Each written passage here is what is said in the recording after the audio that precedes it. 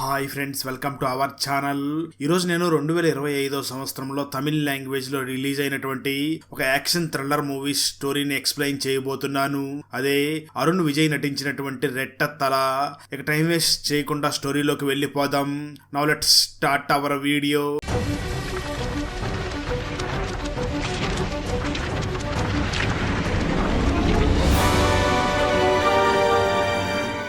Video start చేసే ముందు మన ఛానల్లో లాస్ట్ వీడియోకి వచ్చిన బెస్ట్ కామెంట్ ఏమిటో చూద్దాం.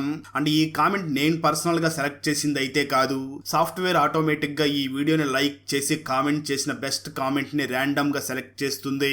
So keep commenting. నెక్స్ట్ మీ కామెంటే సెలెక్ట్ అయ్యే ఛాన్స్ ఉంది.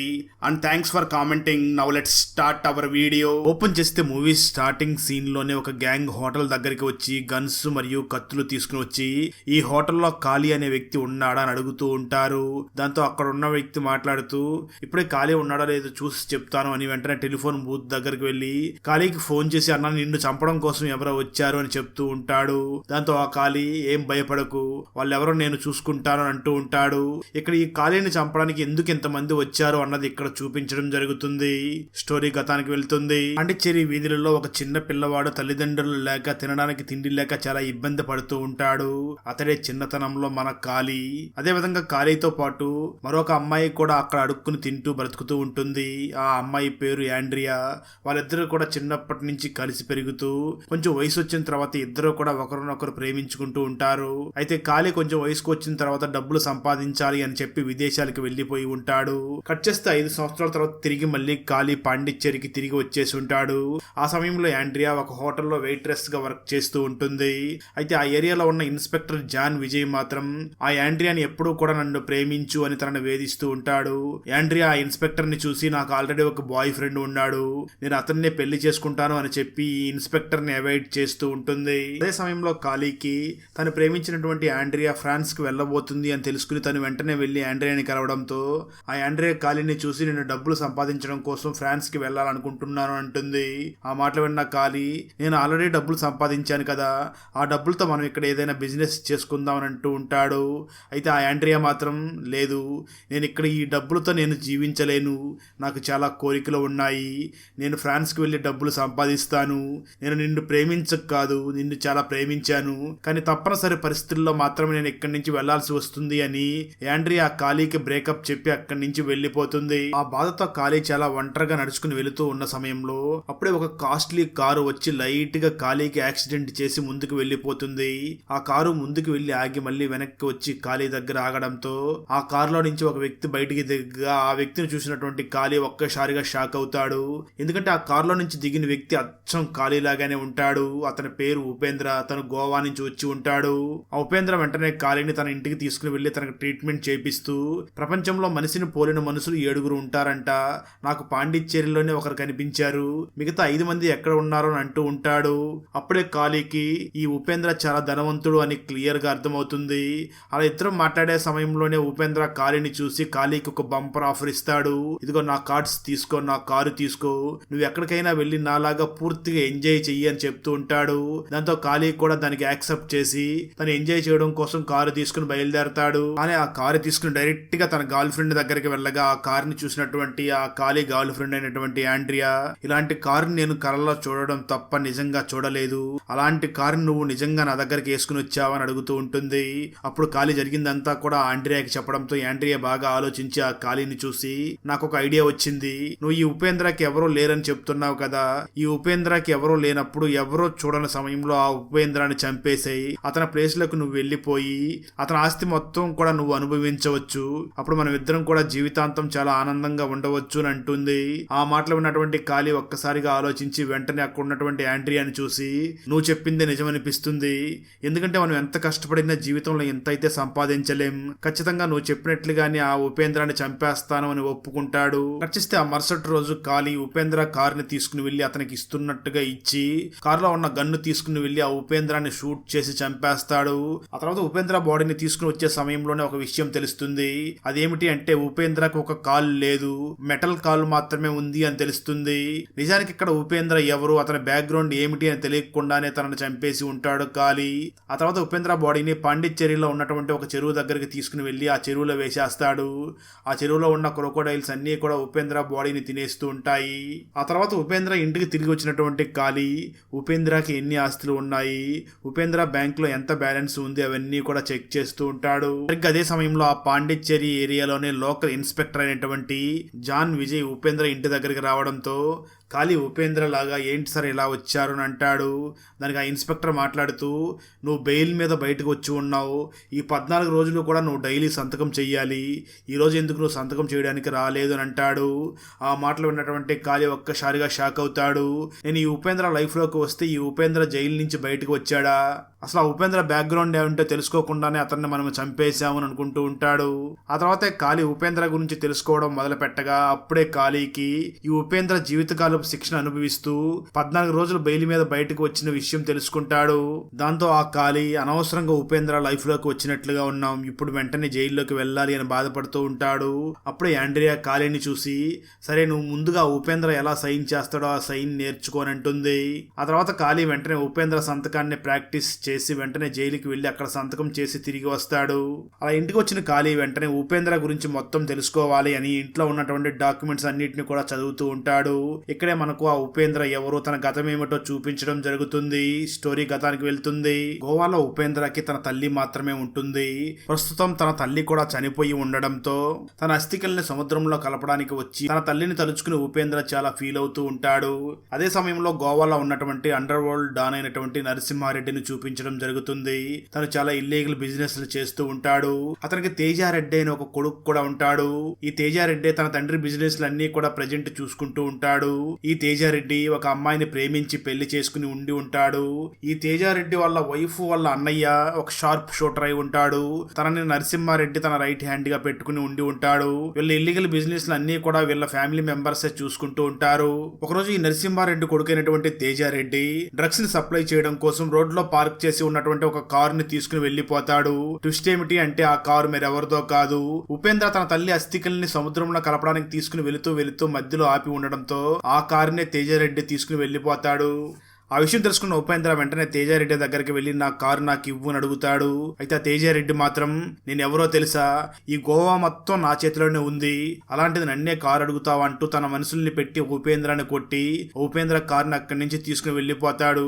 అలా తేజారెడ్డి ఉపేంద్ర కారుని తీసుకుని తన ఫాదర్ అయినటువంటి నరసింహారెడ్డి దగ్గరికి తీసుకుని వెళ్ళగా నరసింహారెడ్డి వెంటనే తన కొడుకు అయినటువంటి తేజారెడ్డిని చూసి ఈ కారు ఎవరిది అని అడుగుతాడు. దానికి ఆ తేజారెడ్డి మాట్లాడుతూ, ఎవరిదో ఉపేంద్రదంట, ఈ కారుని తీసుకుని వచ్చే సమయంలో తను మమ్మల్ని అడ్డుకున్నాడు, నేను మన మనుషుల్ని పెట్టి అతన్ని కొట్టించి వచ్చాను అంటాడు. ఆ మాటలు విన్న నరసింహారెడ్డి, ఏంటి నువ్వు ఉపేంద్ర మీద చేయి చేసుకున్నావా, అంటే మీ అందరికీ కూడా చనిపోయే రోజులు దగ్గర పడిపోయి ఉన్నాయి, వాడు అసలు ఊరుకోడు, వాడు ఈ గోవాలోనే పెద్ద గ్యాంగ్స్టర్ అని చెప్తూ ఉంటాడు. సరిగ్గా అదే సమయంలో ఉపేంద్ర తన కార్ని మరియు తన తల్లి అస్థికల్ని తీసుకుని వెళ్లిపోయినటువంటి ఆ తేజారెడ్డి మరియు తన మనుషులు ఎక్కడ ఉన్నాడో మొత్తం చెక్ చేసి వెంటనే ఉపేంద్ర వాళ్ళ దగ్గరికి వచ్చి, మీరు నా కారుని తీసుకుని వెళ్లడంలో ఎటువంటి తప్పు లేదు, కానీ మీరు నా తల్లి అస్థికల్ని తీసుకుని వెళ్ళారు అని గన్ను తీసుకుని పాయింట్ బ్లాక్ లో పెట్టి ఆ తేజారెడ్డిని షూట్ చేసి చంపేస్తాడు. తన కొడుకు చనిపోయాడు అని తెలుసుకున్నటువంటి నరసింహారెడ్డి ఆ ఉపేంద్ర మీద చాలా కోపంతో రగిలిపోతూ ఉంటాడు. ఆ తర్వాత గోవాలో చాలా హత్యలు మరియు చాలా ఇల్లీగల్ బిజినెస్ చేస్తున్నారు అని ఆ ఉపేంద్రని అరెస్ట్ చేసి జైల్లో వేస్తారు. ఆ తర్వాత ఉపేంద్ర చాలా ఇల్లీగల్ బిజినెస్ లో మరియు హత్యలు చేశాడు అని ప్రూవ్ అవడంతో అతనికి జీవితకాలపు శిక్షను విధించి ఉంటారు. ప్రజెంట్ కూడా 14 రోజుల పాటు బెయిల్ మీద బయటకు వచ్చి తిరుగుతూ ఉండి ఉంటాడు. నిజానికి నరసింహారెడ్డిని ఆ ఉపేంద్రాన్ని చంపడం కోసం బెయిల్ మీద తనని బయటికి తీసుకుని వచ్చి ఉంటాడు. ఆ జరిగిందంతా తెలుసుకున్నటువంటి కాళీ అదంతా కూడా తన లవర్ అయినటువంటి ఆండ్రియాకి చెప్తూ, నేను ఇప్పుడు బయటకు వెళ్తే ఆ గ్యాంగ్స్టర్ నరసింహారెడ్డి ఖచ్చితంగా నేనే ఉపేంద్ర అనుకుని నన్ను చంపేస్తాడు, అలా కాకుండా ఉపేంద్ర నేను కాదు కాళీ అని చెప్తే మాత్రం ఆ ఉపేంద్రాన్ని చంపినందుకు మళ్ళీ ఖచ్చితంగా జైలుకి వెళ్లాల్సిన పరిస్థితి ఉంది, అలా కాకుండా ఉపేంద్ర నేనే అని ఒప్పుకుంటే మాత్రం ఆల్రెడీ ఉపేంద్రకి జైలు శిక్ష అనుభవిస్తున్నాడు కాబట్టి నేను కూడా ఉపేంద్ర ప్లేస్ లో జైలు శిక్షను అనుభవించాల్సి ఉంటుంది, ఇప్పుడు నేనేం చెయ్యాలి అని కాళీ చాలా బాధపడుతూ ఉంటాడు. తర్వాత కాళీ బాగా ఆలోచించి జరిగిందేదో జరిగిపోయింది, ఆ ఉపేంద్ర ఆస్తిని మరియు ప్రాపర్టీ మొత్తాన్ని కూడా తీసుకుని ఇక్కడి నుంచి విదేశాలకు వెళ్ళిపోవాలి అని వెంటనే ఉపేంద్ర ఇంటి దగ్గరికి బయలుదేరి రాగా ఇంటి దగ్గర ఇంటి లోపల ఒక అమ్మాయి ఉంటుంది. ఆ అమ్మాయి పేరు మాయా, తను ఎవరో కాదు ఉపేంద్ర వాళ్ళ గర్ల్ ఫ్రెండ్ అయి ఉంటుంది. తను వెంటనే అక్కడికి వచ్చినటువంటి కాళీని చూసి తనే ఉపేంద్ర అనుకుంటూ, ఏంటి ఉపేంద్ర, వెళ్ళిన పని అయిపోయిందా? ఆ కాళీని చంపేశావా అంటూ ఒక ట్విస్ట్ రివీల్ చేస్తుంది. అదేమిటి అంటే నిజానికి ఉపేంద్ర తనలాగే ఉన్నటువంటి ఆ కాళీని చంపేసి ఆ కాళీ డెడ్ బాడీని తన మీద కోపంగా ఉన్నటువంటి నరసింహారెడ్డికి కనిపించేలాగా చేసామనుకో, అతని పగ నా మీద తీరుతుంది. అదేవిధంగా నేను బెయిల్ మీద ఉండి చనిపోయాను కాబట్టి నా మీద ఉన్న కేసు కూడా క్లోజ్ అయిపోతుంది. ఆ తర్వాత నా ఆస్తి మొత్తాన్ని కూడా డబ్బులుగా మార్చుకుని ఇక్కడి నుంచి విదేశాలకు వెళ్లిపోవచ్చు అని ప్లాన్ చేసి ఉండి ఉంటాడు. ఈ ప్లాన్ అంతా కూడా ఉపేంద్ర తన గర్ల్ ఫ్రెండ్ అయినటువంటి మాయా దగ్గర చెప్పి ఆ కాళీకి తన డబ్బుని మరియు కార్ని కూడా ఎంజాయ్ చేయమని చెప్పి బయటికిచ్చి పంపించి ఉంటాడు. అయితే ఉపేంద్ర తన ప్లాన్ ని ఫినిష్ చేయకముందే కాళీయే ఉపేంద్రాన్ని చంపేసి ఉండి ఉంటాడు. ఇప్పుడు మాయ తనతో పాటు ఉన్నది ఉపేంద్ర అనుకుని మరొక విషయం కూడా చెప్తుంది. ఆ మాయ ఉపేంద్ర అనుకుని అక్కడ ఉన్నటువంటి కాళీని చూసి మాట్లాడుతూ, నీ ప్రాపర్టీకి సంబంధించిన డాక్యుమెంట్స్ మరియు బంగారం అంతటినీ కూడా చెన్నైలో ఉన్న ఒక అపార్ట్మెంట్ పార్కింగ్ ఏరియాలో ఉన్న కారులో దాచిపెట్టాను. ఆ కారుకి ఇదిగో అని చెప్పి అక్కడ ఉన్నటువంటి ఉపేంద్ర అనుకుని ఆ కాళీకి ఇచ్చేస్తుంది. ఇదంతా కూడా బయట ఉన్నటువంటి కాళీ గర్ల్ ఫ్రెండ్ అయినటువంటి ఆ యాండ్రియా చూసేస్తూ ఉంటుంది. అయితే కొంతసేపటి తర్వాత మాయా తన దగ్గర ఉన్నది ఉపేంద్ర కాదు కాళీ అని తెలుసుకుంటుంది. ఎందుకంటే కాళీని చూడగానే ఆ మాయకి ఒక్కసారిగా డౌట్ వస్తుంది. ఎందుకంటే ఉపేంద్రకు ఒక మెటల్ కాలు ఉంటుంది, కానీ ఇక్కడ 2 కాళ్ళు కూడా మంచిగా ఉండడంతో అంటే ఖచ్చితంగా ఇక్కడ ఉన్నది ఉపేంద్ర కాదు కాళీ అని అర్థం చేసుకుని అసలు ఉపేంద్ర ఏమయ్యాడో అని గట్టిగా అరుస్తూ ఉంటుంది. దాంతో కాళీ నీకు నిజం తెలిసిపోయింది అని ఆ మాయాన్ని పట్టుకోవాలని చూస్తూ ఉంటాడు. అయితే మాయ భయపడిపోయి తప్పించుకుని అక్కడి నుంచి పారిపోతూ ఉంటుంది. కాళీ కూడా తనను పట్టుకోవడానికి వస్తూ ఉంటాడు. ఆ మాయ తప్పించుకుని పారిపోయి ఒక రైల్వే స్టేషన్ లోకి వెళ్ళగా సరిగ్గా అదే సమయంలో గోవాలో ఉన్న పెద్ద గ్యాంగ్స్టర్ అయినటువంటి నరసింహారెడ్డి తన తమ్ముణ్ణి ఉపేంద్ర చంపేశాడు అని ఆ పగతో అక్కడికి వచ్చి ఉపేంద్ర గర్ల్ ఫ్రెండ్ అయినటువంటి ఈ మాయాని షూట్ చేసి చంపేస్తాడు.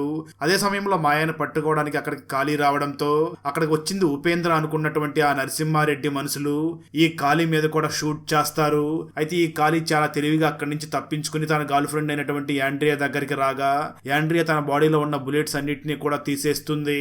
యాండ్రియా ఆ కాళీని చూసి మాట్లాడుతూ, ఆ మాయా మనకు మంచి చేసింది, వాళ్ళ ప్లాన్ మొత్తం మనకు చెప్పేసింది, నువ్వు నన్ను నమ్మి ఆ కారుకి నాకు ఇవ్వు, నేను అక్కడికి వెళ్ళి ఆ డాక్యుమెంట్స్ మరియు బంగారం డబ్బు మొత్తం తీసుకుని వస్తాను అని అంటూ ఉంటుంది. అయితే కాళీ మాత్రం ఏం పర్వాలేదు, నేను కూడా నీతో పాటు వస్తాను అని చెప్పడంతో ఇద్దరు కలిసి చెన్నైలో ఉన్నటువంటి ఆ అపార్ట్మెంట్ దగ్గరికి బయలుదేరతారు. అలా వీళ్ళిద్దరూ కూడా ఆ అపార్ట్మెంట్ దగ్గరికి వెళ్లి పార్కింగ్ ఏరియాలో ఉన్న కారు దగ్గరికి వెళ్లి కారు డెక్కి ఓపెన్ చేయబోతూ ఉండగా ఇంతలో అక్కడికి ఆ ఇన్స్పెక్టర్ జాన్ విజయ్ అక్కడికి వచ్చేస్తాడు. నిజానికి తను ఆ యాండ్రియాను లవ్ చేస్తూ ఉండడం, తను తన ప్రేమను ఒప్పుకోకపోవడం, అలాగే ఆ కాళీ మీద ఉన్న కోపంతో గ్యాంగ్స్టర్ అయినటువంటి నరసింహారెడ్డి గ్యాంగ్ తో చేతులు కలిపి పోలీసులందరినీ కూడా తీసుకువచ్చి అక్కడ రౌండ్ అప్ చేస్తారు. దాంతో కాళీ వాళ్ళందరినీ కూడా కొట్టేస్తూ ఉంటాడు. అయితే ఆ ప్రాసెస్ లో రౌడీలు యాండ్రియాని పొడి చేస్తారు. అప్పుడు యాండ్రియాకి చాలా రక్తం వస్తూ ఉంటుంది. దాంతో కాళీ వెంటనే యాండ్రియాని అక్కడి నుంచి తీసుకుని తప్పించుకుని పారిపోయి వచ్చేస్తూ ఉంటాడు. ఆ సమయంలో యాండ్రియాకి బాగా రక్తం వస్తూ ఉండడంతో ఒక ప్లేస్ లో యాండ్రియాని మరియు కార్ని ఆపి, నువ్వు ఇక్కడే ఉండు, నేను ఇప్పుడే వెళ్లి మెడిసిన్ తీసుకుని వస్తాను అని పక్కనే ఉన్నటువంటి ఒక మెడికల్ షాప్ దగ్గరికి వెళ్తాడు. అయితే ఆ సమయంలో అక్కడికి మళ్ళీ పోలీసులు రావడంతో వాళ్ళందరితో కూడా ఫైట్ చేసి మెడిసిన్ తీసుకుని ఎక్కడైతే కార్ని పార్కింగ్ చేసాడో ఆ ఏరియా దగ్గరికి వచ్చి చూడగా అక్కడ నిజానికి కారు కానీ ఆ కారులో యాండ్రియా కానీ ఇద్దరు ఉండరు. అది చూసినటువంటి కాళీకి అప్పుడు క్లియర్ గా అర్థమవుతుంది, నిజానికి యాండ్రియాని ఎవరో పొడవలేదని, తనే యాక్టింగ్ చేసినట్లుగా ఉంది అని అనుకుంటూ ఉంటాడు. అక్కడే ఒక లెటర్ కూడా ఉంటుంది. కాళీ వెంటనే ఆ లెటర్ ని తీసుకుని చదవగా ఆ లెటర్ లో ఇలా రాసి ఉంటుంది, చూడు కాళీ, మనం ఈ ప్రపంచంలో సంతోషంగా జీవించడానికి డబ్బు ముఖ్యం, ప్రేమ అసలు కానే కాదు. నేను సంతోషంగా జీవించాలి అంటే నాకు డబ్బులు చాలా కావాలి. నీతో పాటు ఉంటే ఖచ్చితంగా చావు నన్ను వెతుక్కుని వస్తూ ఉంటుంది.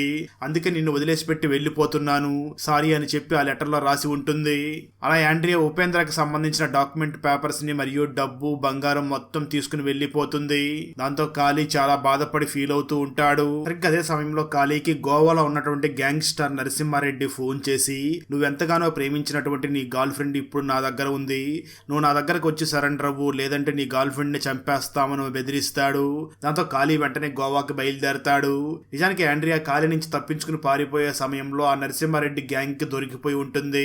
కాళీ నరసింహారెడ్డి గ్యాంగ్ దగ్గరికి వెళ్లి, సార్ మీరు నన్ను ఏమైనా చేసుకోండి, ఆ అమ్మాయిని మాత్రం ఏమీ చేయకండి, అన్నట్లు మీరు వెతుకుతున్నట్లుగా ఉపేంద్రాన్ని నేను కాదు, ఆ ఉపేంద్రాన్ని నేనే చంపేశాను అని చెప్తూ ఉండడంతో ఆ మాటలో ఉన్న నరసింహారెడ్డి మాత్రం మాత్రం ఏంటి నువ్వు ఉపేంద్రాన్ని చంపేశావా? ఉపేంద్రాన్ని చంపడం అంత ఈజీ కాదు. వాడు ఇక్కడ ఉన్నటువంటి గ్యాంగ్స్టర్స్ అందరికీ కూడా ఒక హెడ్ అని చెప్పుకోవచ్చు. అలాంటి వ్యక్తిని నువ్వు చంపావంటే నాకు నమ్మకంగా లేదు. అయితే నువ్వు వాడిని చంపి ఉంటే వాడి డెడ్ బాడీని ఎక్కడ పాతి పెట్టావో చెప్పు అని అడుగుతాడు. దానికి కాళీ వెంటనే ఆ నరసింహారెడ్డిని వాళ్ళ గ్యాంగ్ మొత్తాన్ని కూడా ఆ ఉపేంద్ర డెడ్ బాడీని ఏ చెరువులో పడేశాడో ఆ చెరువు దగ్గరికి తీసుకుని వెళ్తాడు. ఆ నరసింహారెడ్డి వెంటనే కాళీని చూసి నువ్వు నిజంగా ఉపేంద్రాన్ని చంపి ఉంటే అతని డెడ్ బాడీ ఇక్కడ దొరకాలి, లేదా అతని స్కెల్టన్ అన్నా దొరకాలి అని కొంతమంది చేత అక్కడ వెతికిస్తాడు. అయితే అక్కడెక్కడా కూడా ఎటువంటి స్కెల్టన్ కూడా కనిపించదు. అప్పుడు అక్కడ ఉన్నటువంటి ఆ నరసింహారెడ్డి మనసులో నరసింహారెడ్డిని చూసి, అన్న ఈ చెరువులో చాలా క్రొకోడైల్స్ ఉంటాయి, ఇక్కడ ఏదైనా ఒక డెడ్ బాడీ పడితే డెడ్ బాడీ మొత్తాన్ని కూడా అవి తినేస్తాయి, ఆఖరికి బోన్స్ ని కూడా అవి మిగల్చవు అని చెప్తూ ఉంటారు. సరిగ్గా అదే సమయంలో ఈ గ్యాంగ్స్టర్ గ్యాంగ్ కి ఒక ఫోన్ కాల్ వస్తుంది. మీరు పంపించిన డీటెయిల్స్ ని బట్టి విచారించాం, మీ దగ్గర ఉన్న వ్యక్తి ఒక సామాన్యమైన వ్యక్తి కాదు, అతనికి కొంచెం దూరంగా ఉండండి, అతనికి రాని విద్య అంటూ లేదు, అతని ఒరిజినల్ నేమ్ జాన్ బ్రావో, అతను ఒక ఇంటర్నేషనల్ లెవెల్లో అతిపెద్ద ఒక గ్యాంగ్స్టర్ గ్యాంగ్ లీడర్ అని చెప్పవచ్చు, అతని ఆధీనంలోనే పెద్ద సిండికేట్ ఏర్పడి ఉంది, వాళ్ళు చాలా ఇల్లీగల్ బిజినెస్లు మరియు డ్రగ్స్ మాఫియా ఇవన్నీ కూడా చేస్తూ ఉండేవాళ్ళు. అయితే వాళ్ళ దేశంలో ఈ గ్యాంగ్ కి సంబంధించిన వాళ్ళందరూ కూడా అరెస్ట్ అయ్యారు. కేవలం జాన్ బ్రావో మాత్రం తప్పించుకుని ఇండియాకి వచ్చేసాడు. మీరు పంపించిన ఫింగర్ ప్రింట్స్ ఆ జాన్ బ్రావోకి చాలా మ్యాచ్ అవుతున్నాయి, చాలా దగ్గరగా ఉన్నాయి. నా మాట వినండి, మీ కళ్ళ ముందు ఉన్నది ఒక సాధారణమైన ఖాళీ కాదు, అతను ఒక అతి పెద్ద గ్యాంగ్స్టర్ అనేటువంటి జాన్ బ్రావో, అతను కొంచెం దూరంగా ఉండండి అని అంటూ ఉంటారు. అప్పుడే సడన్ గా ఖాళీ తన కట్లన్నీ కూడా విడిపించుకుని ఆ గ్యాంగ్స్టర్ మనుషులందరినీ చంపేసి, అదేవిధంగా ఆ గ్యాంగ్స్టర్ అయినటువంటి నరసింహారెడ్డిని కూడా చంపేసి అక్కడ ఉన్నటువంటి ఆండ్రియాని కాపాడి అక్కడి నుంచి పక్కకి తీసుకుని వచ్చేస్తూ ఉంటాడు. ఆ సమయంలో ఖాళీ ఆండ్రియాతో మాట్లాడుతూ, నీకు నిజమైన ప్రేమించే వ్యక్తి అయిన నేను కావాలా లేకపోతే డబ్బులు కావాలా అని అడుగుతూ ఉంటాడు. అప్పుడు ఆండ్రియా సమాధానం చెప్తూ, నాకు నీ ప్రేమ కావాలి, డబ్బులు వద్దు అంటూ ఏడుస్తూ ఉంటుంది. దాంతో ఖాళీ వెంటనే ఆమెను దగ్గరగా తీసుకుంటాడు. ఆ తర్వాత ఉపేంద్ర దగ్గర ఉన్నటువంటి డబ్బులు మరియు ఉపేంద్ర ప్రాపర్టీ డాక్యుమెంట్స్ అన్ని కూడా ఒక బ్యాగ్ లో పెట్టి ఉండడంతో ఆ బ్యాగ్ మీద పెట్రోల్ పోసి కాల్చడానికి వెళ్ళబోతూ ఉంటాడు. అప్పుడే ఆ ఆండ్రియా మాట్లాడుతూ, వద్దు ఖాళీ, వాటిని కాల్చి వేస్ట్ చేయకు, మనం జీవించడానికి కొంత డబ్బులు కావాలి కదా అని ఆ డబ్బుల మీద ఉన్న ఆశతో ఆ అమ్మాయి మాట్లాడుతూ ఉంటుంది. దాంతో అది చూసినటువంటి ఖాళీ ఈ అమ్మాయికి ఇంకా డబ్బుల మీద ఆశపోయినట్లుగా లేదు అని వెంటనే తన దగ్గరికి వచ్చినటువంటి ఖాళీ మాట్లాడుతూ, నీకు ఇంకా ఆ డబ్బుల మీద ఆశపోలేదు, నీకు నాకు అసలు సెట్ అవ్వదు అని ఆ ఆండ్రియాకి బ్రేకప్ ఇచ్చి వెళ్లిపోతాడు. కట్ చేస్తే కొన్ని సంవత్సరాల తర్వాత గోవాలో ఖాళీ తన గెటప్ మొత్తం మార్చుకుని ఒక కార్ ని లిఫ్ట్ అడుగుతూ ఉంటాడు. నిజానికి ఆ కార్ ని ఒక అమ్మాయి డ్రైవ్ చేస్తూ ఉంటుంది. ఆ అమ్మాయి రోడ్డు పక్కన నిలబడి ఉన్నటువంటి ఖాళీ దగ్గరికి వచ్చి తనని కారులో ఎక్కించుకుంటుంది. నిజానికి కారులో ఎక్కించుకున్నటువంటి ఆ అమ్మాయి మరెవరో కాదు, ఆ గోవా గ్యాంగ్స్టర్ అయినటువంటి నరసింహారెడ్డి కొడుకు తేజారెడ్డి ఉన్నాడు కదా, ఆ తేజారెడ్డి వైఫే తేజారెడ్డిని మరియు తన అన్నయ్యని మరియు మామయ్యని చంపింది ఉపేంద్ర అని తెలుసుకుని ఆ ఉపేంద్ర మీద కోపంతో అక్కడికి వచ్చి ఉంటుంది. అక్కడ ఉన్నటువంటి ఖాళీని చూసి తనే ఉపేంద్ర అనుకుని కారులో ఎక్కించుకుంటుంది. అలా కారులో తేజ వైఫ్ ఖాళీని ఎక్కించుకుని తీసుకుని వెళుతూ కొంత దూరం వెళ్ళిన తర్వాత తన దగ్గర ఉన్నటువంటి గన్నును బయటకు తీస్తుంది. ఇక్కడే మనకు లాంగ్ షాట్ లో చూపిస్తూ ఉంటారు, కారు వెళుతూ ఉంటుంది. సడన్ గా మనకు ఒక గన్ పేలినటువంటి సౌండ్ వినిపిస్తుంది. ఇక్కడ ఖాళీ ఆ తేజ వైఫ్ ను చంపేశాడా లేదా తేజ వైఫే ఖాళీని షూట్ చేసిందా అన్నది చూపించకుండానే మూవీని ముగిస్తారు. శ్రీనివాస్ అయ్య ఎందుకు తన ఆస్తి మొత్తాన్ని కూడా కొడుక్కి కాకుండా అనాథాశ్రమానికి రాయాలనుకుంటున్నాడు? ఈ రోజుల్లో తల్లిదండ్రుల్ని పిల్లల్ని వేరు చేస్తున్నది ఏమిటి? అనాథాశ్రమానికి ఆస్తి మొత్తం రాసేయాలి అనుకున్నటువంటి ఆ శ్రీనివాస్ అయ్య ఎలా చనిపోయాడు? శ్రీనివాస్ అయ్య చనిపోయిన రోజే తన ఇంటికి రెగ్యులర్ గా వెళుతూ ఉండే రోహిత్ ఎలా చనిపోయాడు? అసలు వీళ్ళిద్దరు మరణం వెనక దాగి ఉన్న రహస్యం ఏమిటి? అసలు పాసంబర చెట్టు ఏమిటి? ఆ చెట్టుకి ఈ ఇద్దరు మరణాలకి మధ్య గల సంబంధం ఏమిటి? పోలీస్ ఆఫీసర్ నారాయణ చేసిన తప్పు ఏమిటి? ఎందుకు తను 30 సంవత్సరాల నుంచి గిల్టీగా ఫీల్ అవుతున్నాడు? అలాగే ఈ మూవీ క్లైమాక్స్ లో వచ్చే ట్విస్ట్ అయితే మాత్రం నెక్స్ట్ లెవెల్లో ఉంటుంది. ఆ ట్విస్ట్ ఏమిటో మిస్ అవ్వకుండా చూడాలి అనుకుంటే మాత్రం మీరు కన్నడ లాంగ్వేజ్ లో 2025లో రిలీజ్ అయినటువంటి అజ్ఞాతవాసి మూవీని చూడాల్సిందే.